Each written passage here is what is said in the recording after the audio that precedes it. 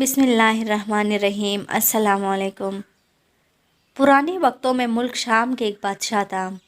یوں تو وہ انصاف پسند تھا اور اپنی رعایا کا بہت خیال رکھتا تھا، ان کی ضرورت پورے کرتا اور دشمن ملک کے افواج سے ان کو بچاتا تھا۔ لیکن اس میں ایک برائی تھی، وہ جب بھی کوئی جوان اور خوبصورت لڑکی دیکھتا اس کو اٹھوا کر اپنے محل لے آتا اور ایک رات ساتھ رکھ کر پھر چھوڑ دیتا تھا۔ ایسا کرنے سے اس کی خواہش تو پوری ہو جاتی تھی، لیکن اس لڑکی کی زندگی خراب ہو جاتی تھی۔ بادشاہ کا شکار بننے والی زیادہ تر لڑکیاں زندگی بھر کے لیے یا تو ذہنی مریض بن جاتی یا پھر اپنی زندگی خود ہی ختم کر لیتی۔ اس کے پیچھے وجہ یہ تھی کہ بادشاہ طاقت کے لیے خاص قسم کی زہریلی دوا استعمال کرتا تھا۔ اس دوا کا اثر متاثرہ لڑکی کے جسم میں بھی سرایت کر جاتا تھا، جس کا نتیجہ کچھ ہی دنوں میں تباہ کن نکلتا تھا۔ لیکن بادشاہ پر اس زہریلی دوا کا اثر نہیں ہوتا تھا، کیونکہ وہ اس زہر کا عادی ہو چکا تھا۔ اگرچہ بادشاہ اپنی اس بری عادت سے بہت زیادہ بیزار تھا، لیکن وہ مجبور تھا اور چاہ کر بھی یہ کام چھوڑ نہیں سکتا تھا۔ جس دن اس کو لڑکی نہیں ملتی تھی، اس دن اس کی طبیعت بگڑ جاتی تھی۔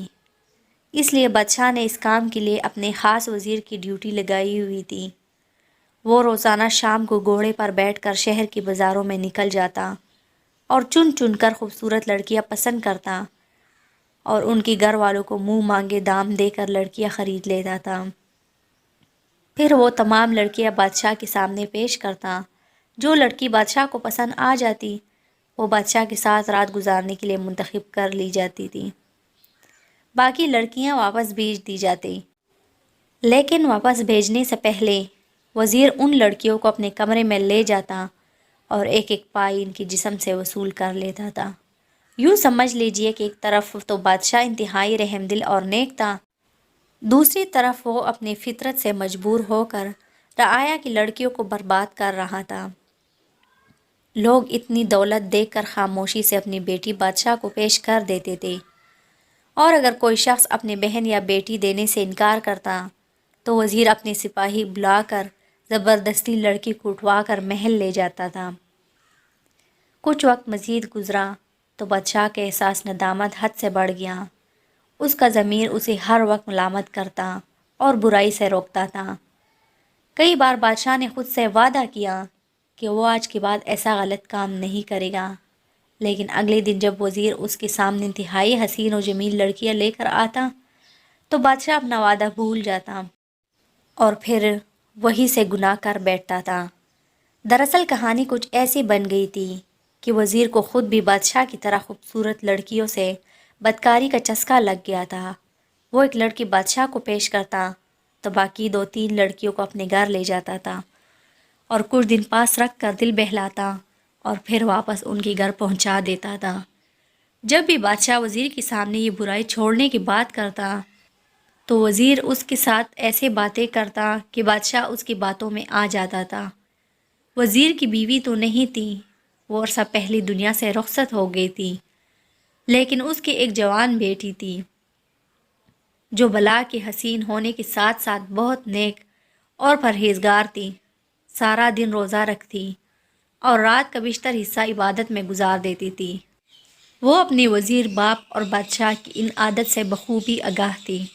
وہ ہر وقت ان کی ہدایت کے لیے دعا کرتی اور دل ہی دل میں جلتی رہتی تھی۔ وہ اکثر ان لڑکیوں کے بارے میں سوچا کرتی جو اس کی وزیر باپ اور بادشاہ کی ہوس کا شکار بن کر اپنی زندگی برباد کر بیٹھتی تو وہ بہت پریشان اور اداس ہو جاتی تھی۔ وہ اپنے باپ کو سمجھا بھی نہیں سکتی تھی، کیونکہ وہ ایک جوان لڑکی تھی۔ کس منہ سے اپنے باپ سے ایسی باتیں کرتی؟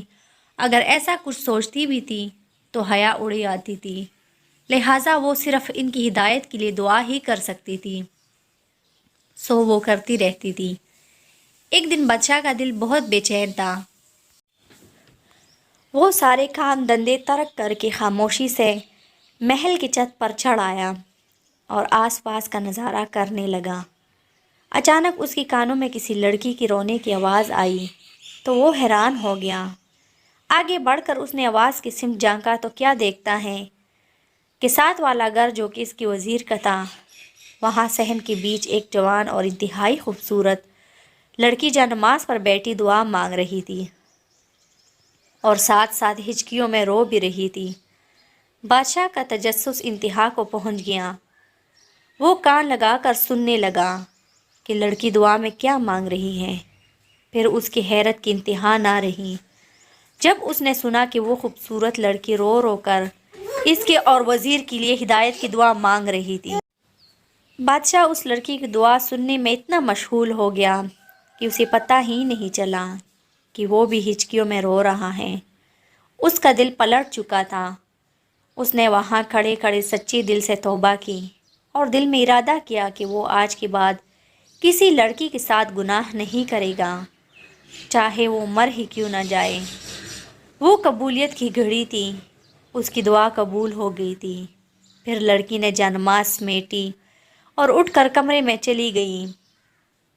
بادشاہ یہ تو جانتا تھا کہ یہ گھر اس کی وزیر کا ہے، لیکن اس کو یہ نہیں معلوم تھا کہ وہ خوبصورت لڑکی کون ہے جو رو رو کر اس کی ہدایت کی دعا کر رہی تھی۔ بادشاہ نے خادمہ کو بلایا اور اس لڑکی کا حولیہ بتا کر اس کے بارے میں پوچھا تو خادمہ نے کہا کہ حضور، یہ تو آپ کے خاص وزیر کی اکلوتی بیٹی مانور ہے جو انتہائی عبادت گزار ہے۔ بادشاہ کو مزید کچھ جاننے کی ضرورت نہیں تھی، وہ آنکھوں سے سب کچھ دیکھ چکا تھا۔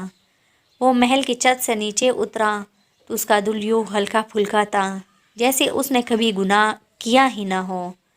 بادشاہ نے اسی وقت صدقہ دیا اور بہت سے غریبوں میں کھانا تقسیم کیا۔